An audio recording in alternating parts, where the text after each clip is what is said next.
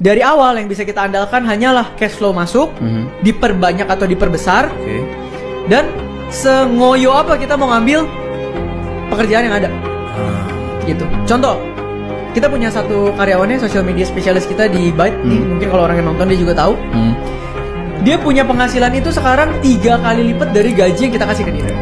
Kaget juga kita dengar. Full timernya cuma 30% full time-nya, sedangkan berarti 70% yang ada di mana? Side hustle. Akhirnya dia bisa nabung hampir 50% per bulan.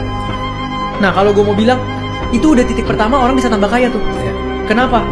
Memang dapat full time-nya segini, tapi dia bisa leverage side hustle-nya, earning power di luarnya, dengan cara Sabtu Minggu SPG segala macam, sampai income-nya bisa 3 kali lipat full timernya. Udah gitu, dia pinter jaga budget sehingga dia bisa saving rasio setengahnya. Kalau lu mau nanya gue gimana cara karyawan jadi kaya, ini dulu lu bisa achieve gak?